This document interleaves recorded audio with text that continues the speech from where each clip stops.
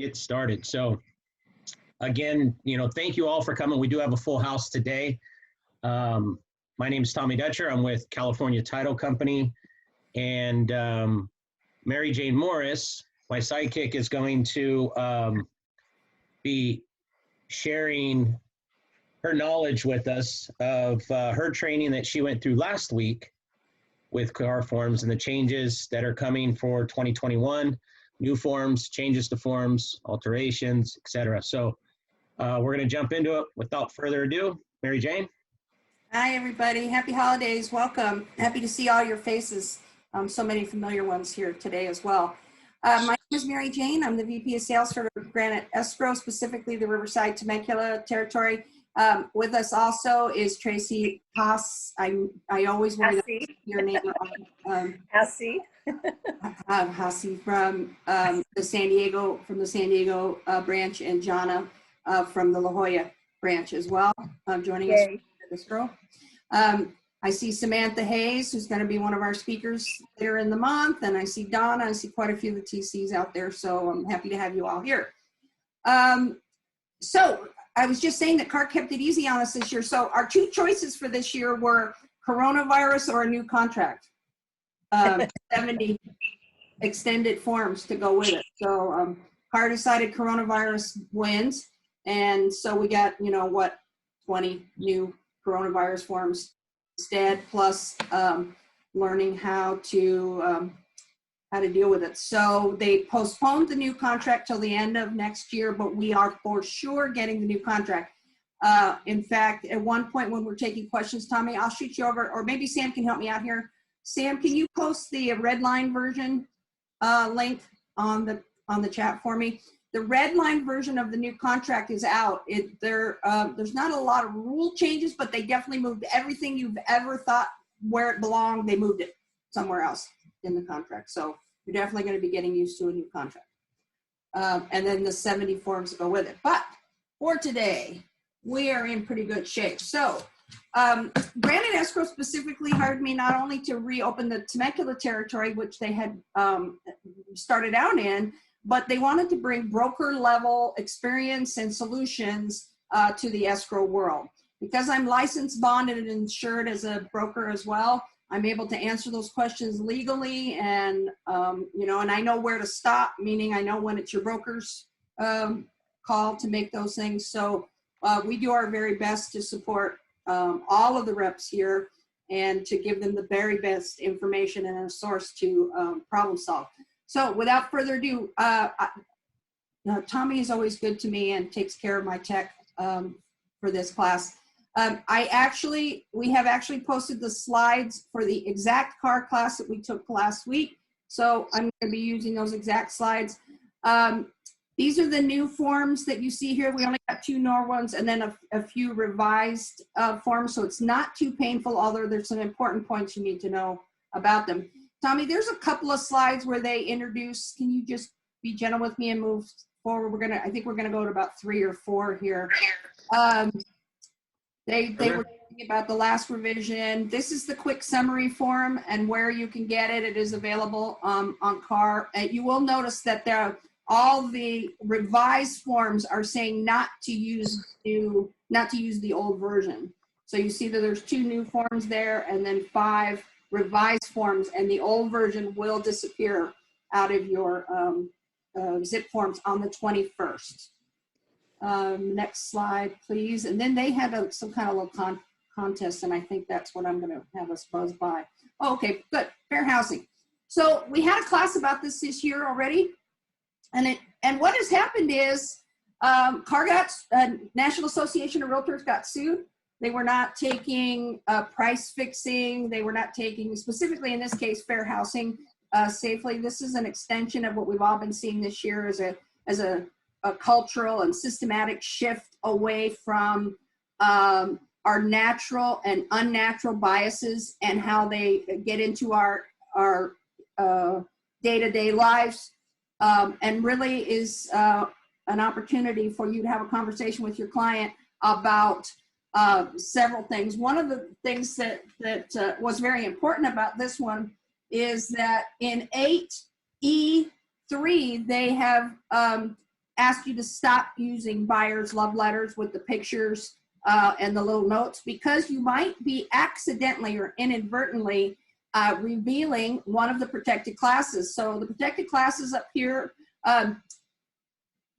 they told us that, I should have kept that note, but the United States only has about 13 general or 14 general classes. California has about 21 protected classes. So when you are bragging, and this is one of the TCs helped me out with this one, she wrote me and said, I've worked so hard as a single mom to save this money and to keep my family together, and I would really like to brag to the seller that I'm an outstanding citizen. And I said to her, if that worked for everybody, if every time they thought that that was a good thing that you were a single mother, what if they think you being a single mother is something you did instead of something that you are? So this is very clear that this has been added to every single purchase contract, every single buyer-broker agreement, and it does rank ahead of that document, meaning you're going to find it ahead of the purchase contract and ahead of buyer-broker agreements, because they want you to address, they're very clear here about what improper practice is and what practice is, and we're not going to go over this form again because we've already had a class about it. I do want to remind you that the National Association of Realtors further added a code of ethics violation they added a paragraph to the National Association of Realtors code of ethics, and along with it comes a violation. So they're calling it an off-duty behavior, meaning, and this quote came right from John Giardinelli, our board attorney, and he said, if you're selling real estate in the daytime and looting at night, it is going to affect your real estate license. So Looting. Housing practices now is a penalty that you can get, and you can have both civil and criminal penalties, as well as a licensing hearing if they think that your off-duty behavior is not representative. Same as, our license already has a moral turpitude, meaning if you're robbing or stealing or you kill somebody or repeated drunk drivings and things, you can have your license revoked. And they're saying that they are going to take fair housing very serious going forward. And it was to settle a lawsuit as well. So I don't want to beat that one to death, but please do take fair housing very seriously.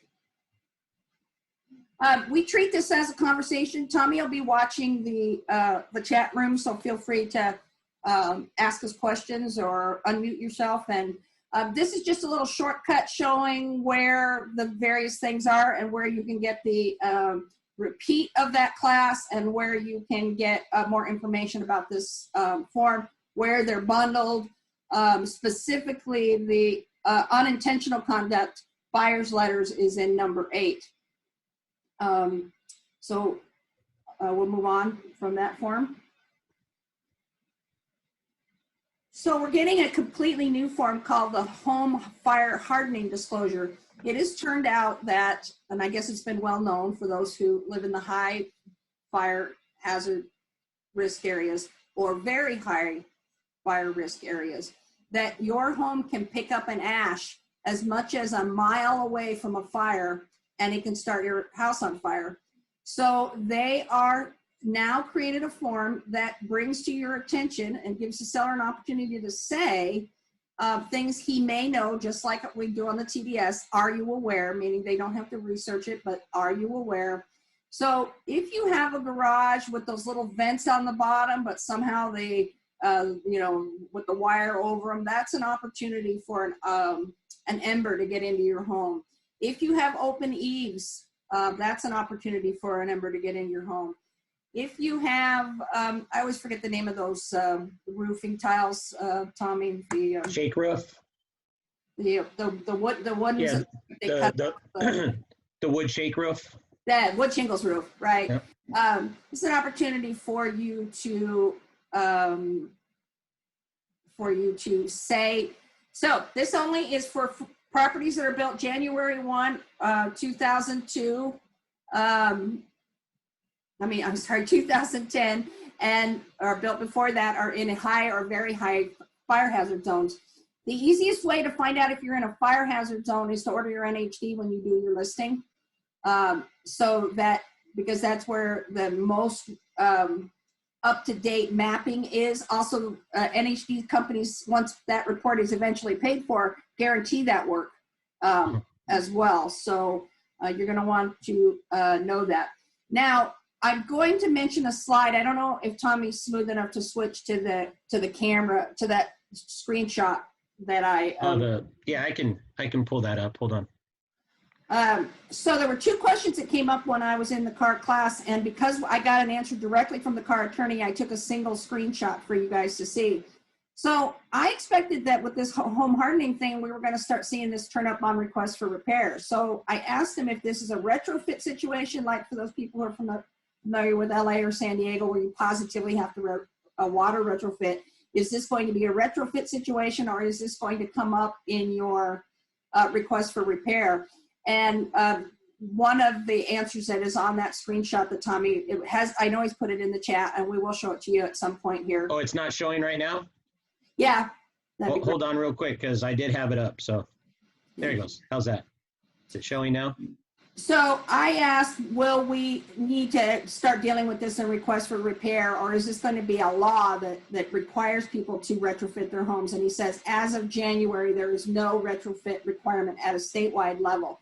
So for a broker best practice, it could come up. A home inspector may be taking it more seriously this year than he has been taking before, and it may show up on a request for repair, and you may have to negotiate a repair for it. But are you required to do it same as in a water retrofit situation? And you do not have to do that at this time. I'm going to turn this out when we get back to it. A question came up, though, before we move forward off of that fire one. It says, is this a required form going forward? Yes. Yep. Okay. All right. Let me get us back on the other one. It's a statutory, meaning it came with a law. So it can't, we occasionally waive things regardless if somebody's tearing down a home or remodeling or something to that point where we're not going to change the toilets just to have them rip them out. So we occasionally do that, but in general, statutories, we're not supposed to. This is their little contest they had in the so you can blow right past that, Tommy, to the contingency for sale. Keep going. Yeah. Keep going. All right. Contingency for sale. They decided that form. First of all, it is a complicated form. The contingency for sale, purchase another property. That's probably the call I get the most questions on every year. It is also the form that gets done wrong the most and has the most arguments as to what we meant or what we agreed to. So they cleaned this form up to show that they made it very clear. Near the top is about the same. I'm not in escrow yet. I'm about to list, or I'm in escrow, and here's my escrow number. On 3A, I want you to see that the buyer has signed a listing agreement or he has submitted to the MLS. But the real tricky one I want you to see is in 3C. In the first sentence there, you are going to need to provide a listing agreement and the MLS when you submit a COP form from now on. Now, this is an important conversation. So the other question on that slide, although we won't switch back to it just a second, Tommy, I asked them, we consider listing agreements a confidential document in our files. Most people keep them confidential and don't share them. So I specifically asked the question, I said, surely you meant MLS or listing agreement. And he said, absolutely not. It is and listing agreement. So they want your listing agreement and your MLS when you prove to them that you're on the, that you're successfully listed. Now, CAR's version of why this is important, why this is easy and shouldn't cause us any problem at all is because everything that's on a listing agreement is required to keep it from being voided, a void agreement. And further of all, whatever you're going to pay the cooperating broker and whatever terms you've agreed to, those are things that are are going to be part of a normal agreement anyway. And so CAR doesn't think it's a problem for you to share your listing agreements, but we all know that is going to be a problem. So I've already started warning some of my brokers that I know have are going to have a problem with this, that I have a broker that loans money for the property to get fixed up and uses that form to as a IOU. You may be charging marketing fees. You may be charging a transaction coordinating fee. You may not have done the most important one. If you didn't do your RLA completely and correctly, you're going to have a missing piece of your listing agreement. So to CAR, all listing agreements are perfect and done exactly right, and so this shouldn't give you any problem whatsoever as far as sharing your listing agreement. My hunch is this time next year, I'm going to be telling you that we've gone back, that this one's going to change. I think there's going to be enough blowback this year as far as people having to share their listing agreements. Now, besides the opportunity to have to show a listing agreement that isn't correct to someone or isn't complete, there's the additional problem of, sorry, I lost my train of thought for a second. There's an additional problem of when it's hard enough to get an offer accepted right now. So you write a great offer and you're writing 20, 30, 40, 50 grand over, and you've got an incomplete COP form to go with it. You could technically be asked for additional documents or rejected as an additional opportunity for your transactions to fail, especially with the number of transactions that are going COP right now. And we probably have a big year of that going as well. Now, also, the other problem we have is that people don't always list with the people they buy with. Perhaps we'll assume the best and it's an out of area listing and they just don't have access to it. Perhaps the listing agent refuses to share it. So I think it's going to be an issue as we go along. So I wanted to bring that to your attention. Now, backing off a little bit, the status of the buyer's sale, they've agreed to keep you informed of the transaction, what's going on in the transaction. You now are being instructed that you have to give a copy of the contingency removal that you got on your purchase transaction. You can't just say you're in good shape. You're actually there's an actual requirement for when your purchase side of your transaction gets its contingency removal from that buyer. It is going to be shareable, required to be shared. And then we get into the backup offers. Now, you still have the right to solicit for backup offers, and that hasn't changed at all. What we used to call paragraph 8, which is here down the middle with 7B right here. Back when I was younger in the business, people could know they were contingent and write non-contingent, even if you, they don't allow you to do that anymore. You also could choose to remove your contingency at some point, whether or not you had. So I want to remind you that if a seller calls for the removal of the contingency, they must give all of these things. They cannot just give the contingency removal because they want to. They also have to be able to prove they could buy this property without that purchase. And that's usually where the bad check part of this comes in. We all knew going in that these people could not buy this property without selling the other property. So if a seller calls the 72-hour clause to come to the surface and prove to us that you could buy this property and remove that contingency, it will include, and has always included, proof that you can fund this transaction without the sale of your home. So that's usually what stops everybody from being fibbers, because especially in the buyer's market, we're so desperate to hang in there. Also, they cleaned up.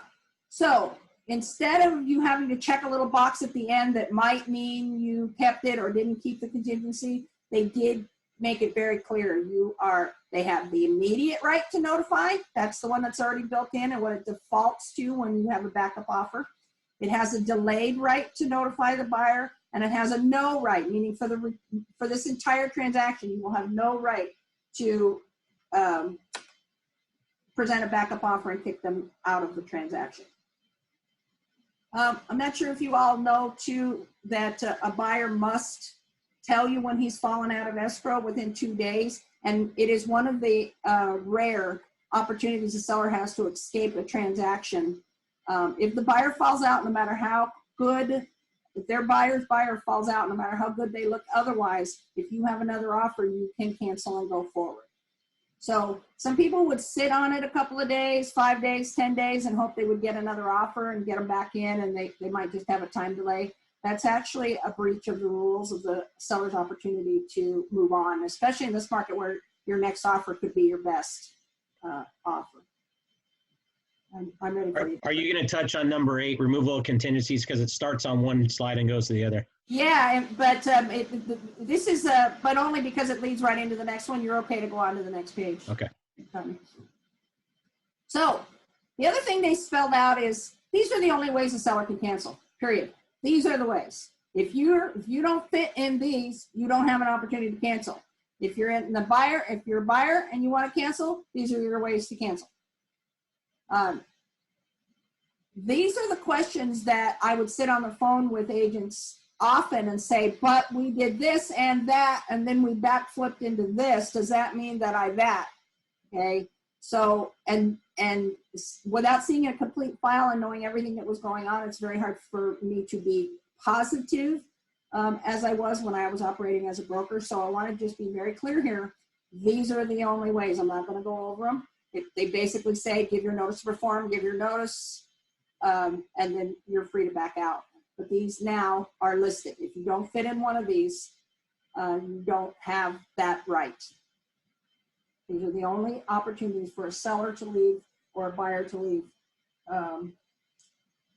the transaction. And then all the way at the bottom of this form is it can be used to serve them notice to remove the applicable contingencies. If they don't give you the listing agreement, they don't give you the MLS, the proof of funds, things like that. This is a multi-use form like we have a lot in C.A.R.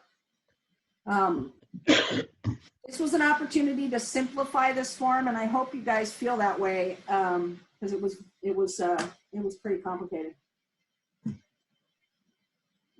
The notice to buyer to perform has added some things. If you slide up a little bit and see on the contingency side, the entering into a contract for the sale of a property or closing on the buyer's property, you now can notice to perform them on those paragraphs specifically. The form has been improved and made a little more room. On the contractual side, proof of evidence of escrow, evidence of the buyer's listing, and evidence of the removal of the buyer's contingency have been added to this form for your benefit.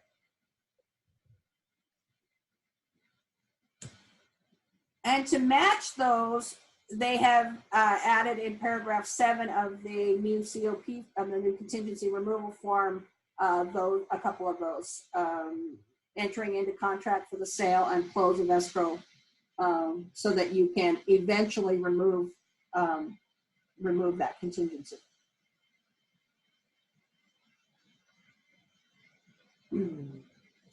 So this one's been, the square foot and lot advisory and disclosure has been causing a lot of questions this year, and I want to take a minute and talk about it. So they tried to clean it up a little bit. And the thing they wanted you to know at the very top is that it is an advisory. It can be used only as an advisory as well as a disclosure. Meaning, and I have quite a few TCs on here, and feel free to put in the chat whether you are seeing these completed or incompleted. I'm betting most of the TCs and agents here are going to say they've been seeing them blank. So first of all, it clears that a broker or a licensee operating in a transaction is not a source of square footage. Even if they get it for you, they have to say where they got it, from the assessor, from the title company, from the appraiser, and then they have an opportunity to fill those in of paragraph 4. The interesting thing here is in the red line version earlier in the year, I think Tommy taught me to put these in front of me. They had a line in here that said, We can't see what you're holding up. no numbers are inserted below. The rest of the form is still considered an advisory. They did pull that out before they released the actual form. And the reason they did that is because in paragraph 4, Tommy, about the second sentence, if any numbers that are filled in, if any, it doesn't say they have to be. If you see 4, second sentence, if any. So this form can be served blank without any information in here and served as an advisory. I don't know how many of you guys know what the #1 E&O claim is in America, and it is lot size or square footage, which is why C.A.R felt like this, we needed something to address it. Some of the companies that have quite a few extra documents, you know, the big 5 companies, Rancon comes to mind, Redfin, those type that have 20 or 30 extra pages, they've had a square foot addendum for a long time. Yeah, I mean, we run into a notion, especially in Riverside County, more so only because we have so many planned developments, track home areas, things like that, where we run into a lot of square footage discrepancies. Mainly because the builders give so many options from when the house is new, i.e. A tandem garage converted to a living room space or a downstairs bedroom with bath or something like that. And it gets recorded as a tandem garage without that extra living space, or vice versa. And it is extremely common. I get calls on it weekly for Riverside County in regards to square footage discrepancies. So depending on the county you're in, depending on the area in, you may experience it as an agent more so than not. But yes, it is. There is quite a large percentage of discrepancies within county records. And on to the assessor and what the seller thought he did and all the other factors that. A lot of people think, oh, the title company can just change that. No, we can't. That data is pulled directly from county records. And so the only way to change it is to go through county assessor's office to prove to them that the square footage is inaccurate so that they can go in and make the change. We have supplied that information and closed escrow when we've had to send that materials off to the county. You're probably the best you're gonna be able to do is prove that you have sent the proof off to the county, you know, in a certified letter or something like that, and then rely that the county will get around you. There's no way they're performing on our time frame in regular times, let alone in. No, they're not. I mean, I've made 2 phone calls in the last 2 months where I sat on hold for, you know, an hour at a time to finally get a hold of somebody. I have the data to show the discrepancy, and from just doing my own research, and then had to show them that data, and they made the change right then and there, but then it takes 2 weeks to appear in county records to be visible to the public. So, you know, it can be done over the phone, but it is a process. And, you know, a lot of times the seller's not wanting to change it unless it is affecting, say, an appraised value, right? Because they'll get taxed on more. So, you know, it's one of those things where sometimes they want it changed and sometimes they just want to prove that the data is accurate, but it's inaccurate showing, you know, on county records. This is a good way to detect unpermitted structures as well when you have a discrepancy of that sort. Right. One I want to talk about for Temecula specifically is in the Duluth area. I have an agent that I either managed or transaction coordinated for about 10 years. She won't even do a Duluth property without a survey anymore because every single time we come up with issues. The property was once bigger and the road zigzags across both properties. You can't get to the well. You can't get you have rights to the water, but you have no rights to get to the well. Encroachments, gates, fences. I could go on and on about Duluth. So as you say, encroachments, so that everybody understands from the title side, no title policy covers encroachments unless a survey was done prior to close. Just keep that in mind. It's talking about square footage in general while we're on it, because we do have a light schedule as far as how big the forms are. Tommy, down toward the bottom of this form, it says if no information is provided, the buyer is advised to do his own investigation as to the square footage of the property. So once again, this form can be used blank as an advisory, and the buyer has been warned to verify anything and everything he wants to know about this property, specifically in this case, square footage or lot size, before he closes escrow. And as a very small reminder, I will remind you that, and I talk about this case quite a bit, the Supreme Court 5-6 years ago in a case with C21 Cloud Finesse did take it all the way to the California Supreme Court, and buyer's agents have more responsibility than listing agents to run these things down. That was a, that particular Century 21 had very deep pockets and was able to dig in and take this all the way to Supreme Court. Buyer's agents do have more responsibility to run stuff down than the seller than the listing agent does. He only has an obligation to make sure the forms are complete and that the seller has answered to the best of his ability. Buyer's agents will be held responsible for things that did not get inspected, that you did not tell them once the home inspector said you should have an electrical inspection. Well, then we need to waive off the electrical inspection for your protection. So I wanted to remind you about that case. That comes up several times a year. Esther's asking a question. Which C.A.R form is this? Is she talking about the slide that we're about to go into, the rent cap and just cause? I think so. So last year, for property managers and anybody who owns a rental property, you were supposed to send out this form and addendum it to your existing contracts or add it to your new ones. Period. End of subject. Because of the rent cap law that we got last year, they had to do a little cleanup. We had a class a few weeks ago on the cleanup of the rules. They did define what a duplex was better, and they put it in here. They also cleaned up some what the percentage is that you can go. What's that heading called, Tommy? The amount you can add over the rent for your rent cap. Oh yeah, it's oh jeez. Anyway, they did set it county by county, and if you want it, we have it on our computer here somewhere, and we'll send it off to you. It used to be on a more of a floating scale. Now it's more of a fixed scale. Yes, yes, they did fix.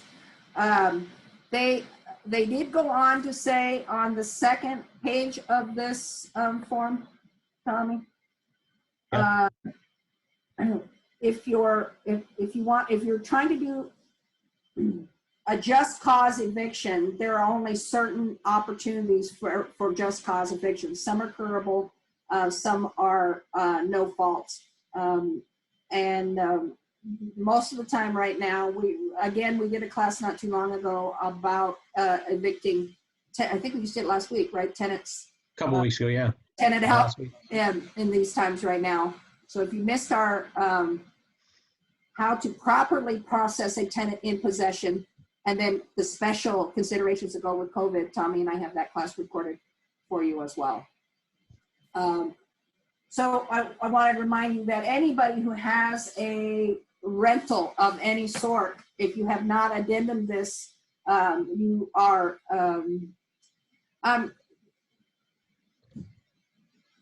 Tommy, Tina is asking, she'd been looking for that class. I guess we didn't get that one to the. I'll check it because it should be there. So maybe it's just not public, but I'll check it. It'll be there today. So, hey, this is a very light schedule for today. It's not too bad, the forms that we're getting and the warnings that we've given you, as far as especially the one with the having to cough up your listing agreements. C.A.R had some other slides in here where you can go to watch rewatches of the classes. They issued a new launch legal pad where you can go directly, basically a frequently asked questions page. You know, what you're allowed to advertise and how, what has to have your license, what has to have your broker's name, and all that sort of stuff. Otherwise, they have this link in blue there is where you can go and look at the recordings that C.A.R did on those various classes.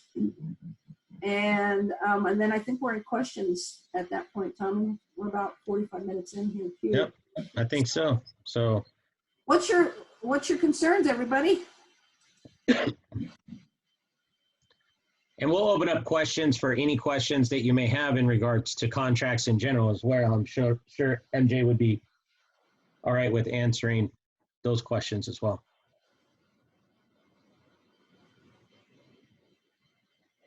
Quiet from the peanut gallery, huh?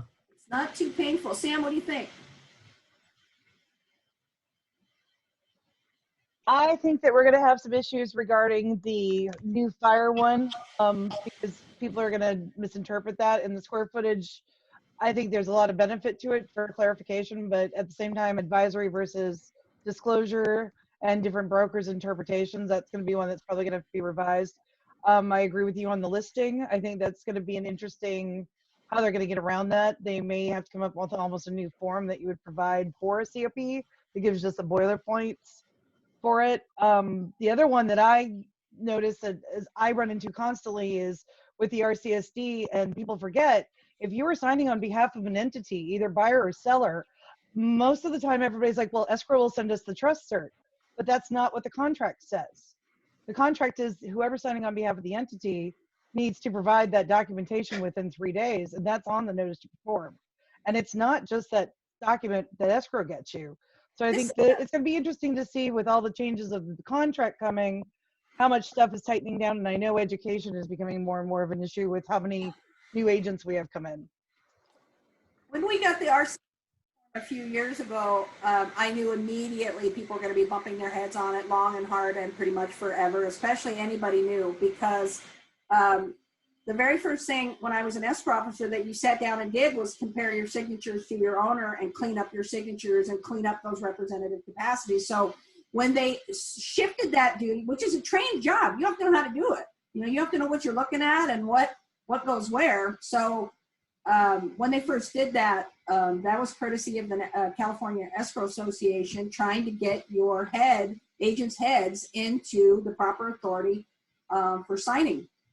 The most common mistake I see is if you have your e-signing attached to your zip forms and you type the name, the Smith Family Trust, that is the signature line that is going to come up, and they cannot sign the Smith Family Trust. You have to edit those signatures.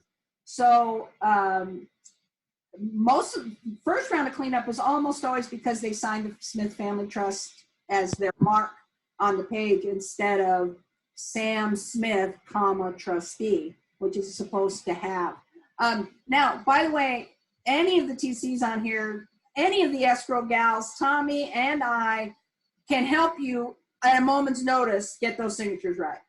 So feel free to reach out to any of us for that. And like I said, the most common, it happens so often that I finally figured out that it was the e-sign being attached that was causing the signatures. I don't attach my e-sign because I joke all the time about being an okay boomer. I just drag it out here and take it over there and put what I want. So it never occurred to me that I had that.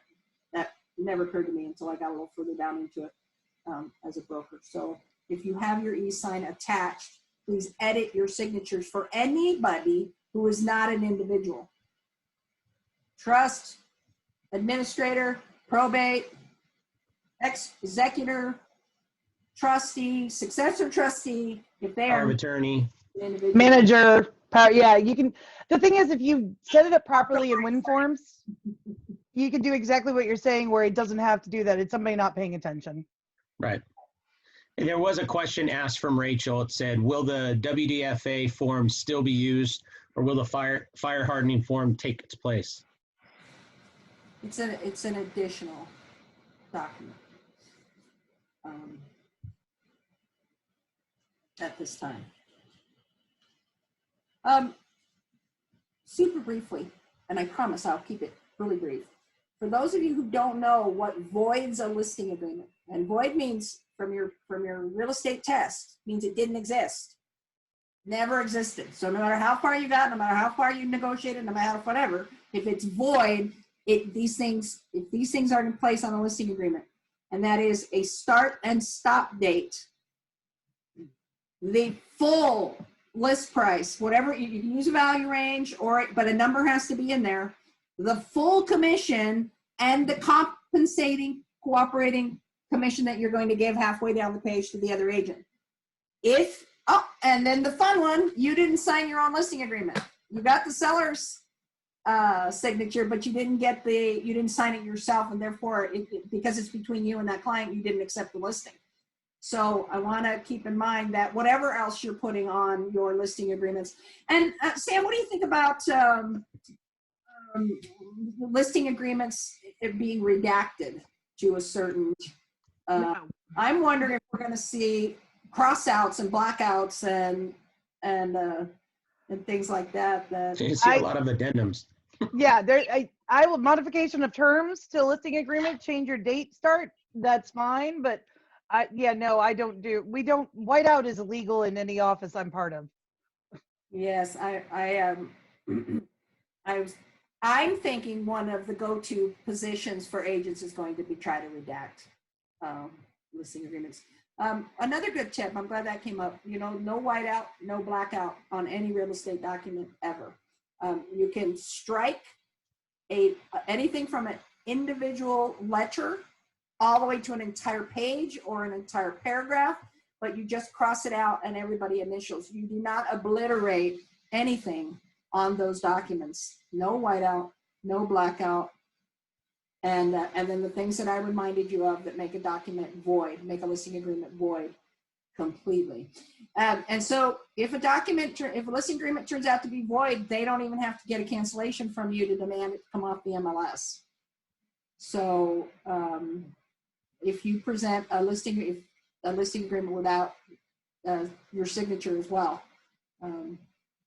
which is one of the most common ones I see. We get so excited to get a listing that we forget that it's an agreement and two parties have to sign.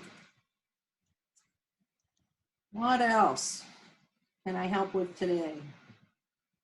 Can't believe there's not more questions in regards to some of this This one was today. pretty light. I feel very grateful because next year it's going to go off like a bomb. By the fourth quarter, in fact, I've already brought it to our corporate's knowledge. We'll be getting the escrow officers up to speed. We will be revising our escrow instructions to match the paragraphs that come with the next purchase agreement. Because some of the things Sam, were you able to post the red line version on there in the chat? As you see, some of the things that we used to have spread across the entire document are now packed tightly together, contingency dates and things. So things that you might have benefited from ignoring previously are going to be big blank holes in your contracts. And things that we have routinely ignored, like getting escrow instructions signed in 5 days, is going to be a thing now because it's stuck up against all the other contingencies. So yeah, and we're getting 70 revised forms with it at all as well. Hopefully we will all have had a chance to accept or not accept the vaccine by then, depending on your position. And hopefully we're going to be able to get out and teach live as well as, once again, for Tracy and John and Tommy and the TCs, we all do teach live. We'll come to one person, we'll come to you and your assistant. That's our job, is to make you as safe and comfortable and advised as you can possibly be. So I expect to teach that class at least 20 times before the end of the year. So it will take effect by January 21st. next year. We might get lucky and they'll purse it to January 1 or something, but by December 21st. And that's when your new forms are coming in for this batch that we talked about as well. Any other thoughts? Tina, what you got? What you thinking? I think you answered all of my questions so far. I'm sure I'll come up with more, but.